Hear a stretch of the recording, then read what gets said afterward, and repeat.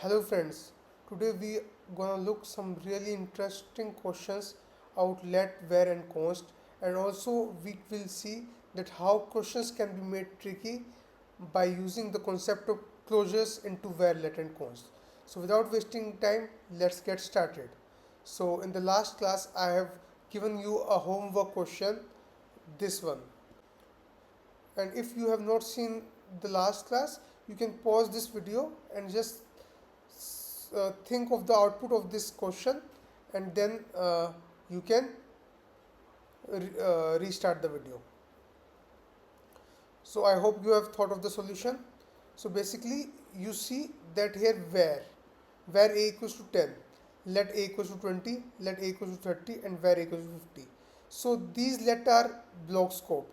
So this let will not leak outside of this block, and this let will not leak outside of this block, but this where is global scoped.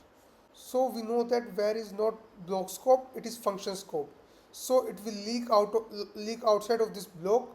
And in the last class we have discussed that where and let cannot tolerate where into the same scope. So this where is in the whole global scope, and these let will not gonna tolerate this where.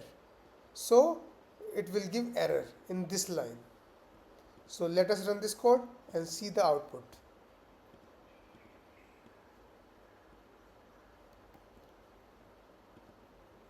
See, it is giving error in where a equals to 50 line. But now let's say if I comment this line, what will happen now? Will the error be there or not? Just think through it and get back to the video. So we know that this let is not leaked outside of this scope, this let is not leaked outside of this scope, and where is global, and it will be so there will be no two same variable declaration in the same scope. So this will not give any error. Let us run this code. See, it has not given any error. So this was the good question, and now we are coming to again a very good question, which will give you insights what is difference between block scope and function scope.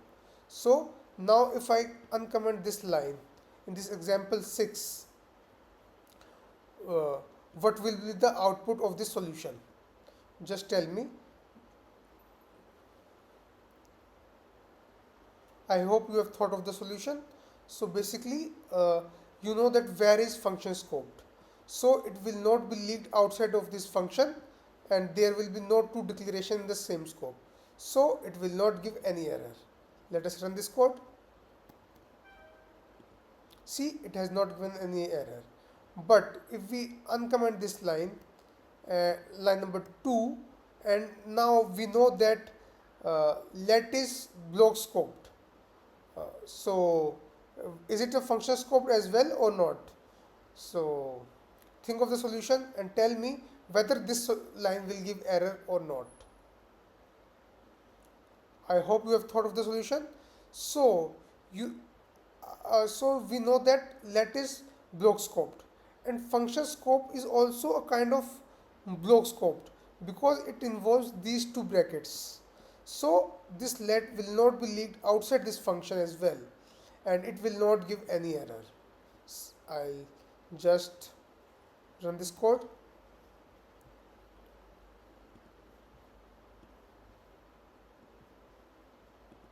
See, it is not giving error. So let is actually both function scoped and block scoped. Since function scoped are also block scoped, so we don't say that let is function scoped, but in actual it is function scoped as well. But since it function scope already contains this block, so we say that let is block scoped. And same for this const variable. If I just run this code and tell you, so most of the rules are same for let and const, and you can see that there is no error. Now I am going to introduce some uh, closure concepts into let and const, and you can see the question can become really tricky. So I'm just uncommenting this code, and you can think of the output. before thinking of the output, I will ask you to like and subscribe to my channel if you like the content.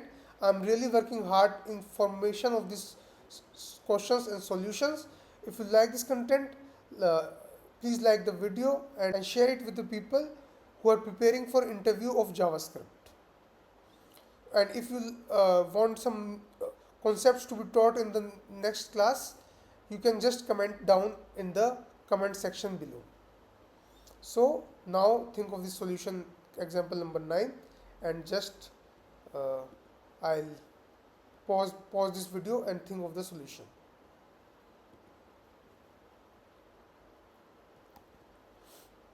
I hope you have thought of the solution. So basically closure, I just remind you the concept about closure. Closure is something uh, which happens when at the time when the function is defined. So basically closure is something that the function has access to variables that are present in the outer lexical environment at the time of their declaration. I will repeat, the function will have access to the variables that are defined at the time of their declaration outside their lexical scope. So basically, now see what is the question. We are calling foo2 first of all, and foo2 has let a equals to 20 and foo1 is being called, and in foo1 we have console log a. So there are two options for here for it, whether this foo1 will be closed over this variable and or whether foo1 will be closed over this variable. So we are calling this function from this foo2. So whether this console log a will be printed for this a equals to 20 or whether it will be printed for a equals to 10. So I just tell you that at the time of declaration of that function, the value of that closed over. So we can see that here in the function foo1 is not being declared, it is here being called. So this a variable is not gonna closed over this function. Here we are defining that function, here we are declaring the function. So this a value will be closed over here. So I'll tell you the process. First of all, foo2 will be called. Here the new memory of a will be created inside this function, and when foo1 is being called, uh, then this line will be executed. When this line will be executed, it will see that this scope does not have variable a, so it will look for the outer lexical scope at the time of a declaration, and outer lexical scope is this a. So it will print a equals to 10. Now let us run this code. So it is printing a equals to 10. Now I am making a twist in this question. Just think, if I remove let from here, what will be the output of this solution? I hope you have thought of the solution. So basically, now I am again telling you the execution flow. The concepts will remain same, but there is just a little trick into that. So first of all, foo2 will be called. Okay, now foo2 will be called. This the memory allocation phase will take place and memory execution phase will take place. There is no declaration over here, so memory execution will take place directly. Now it know that a equals to 20. Now which a equals to 20 is it has changed. It will see that the a is declared over this let a. So this a's reference, because it has foo2 has access to the outer lexical scope, so it has access to this a, and this a's value has been changed to 20. Now when foo1 will be called, it will console log a. It will again see the outer lexical scope and it will see for this variable a, but this a's variable has been changed to 20 here, so it will reference to this variable a, but the value has been changed to 20 over here, so it will print 20.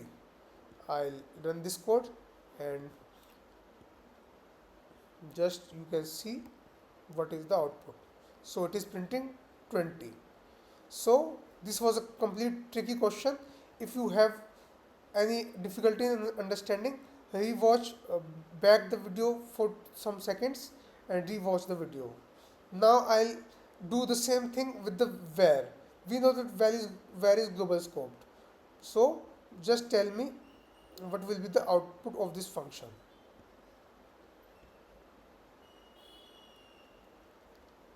I thought, I think you have thought of the solution. So basically what we are doing, I'll just iterate over that. foo2, foo2, it will go to foo2, a equals to 20. It will see where is the declaration over here, and it is able to see that a has been changed to 20 over here. Now foo1 is being called, and foo1 is being called. It will console log a, it will see the household lexicoscope reference, and it is seeing that the reference of a is changed to equals to 20 over here, so it will print 20 over here. See, it is printing 20 over here. So these two are your homework question now, and these are related to today's concept only. In this question we have just added where over here in this space, and homework 2 question, in this homework 2 question is related to function scope. So we'll meet in the next video. Please like and subscribe to my channel if you have not. If you want to see the more of such content, you can join my Telegram channel as well, and I will soon create a WhatsApp channel as well for us to communicate more efficiently. Thank you and goodbye.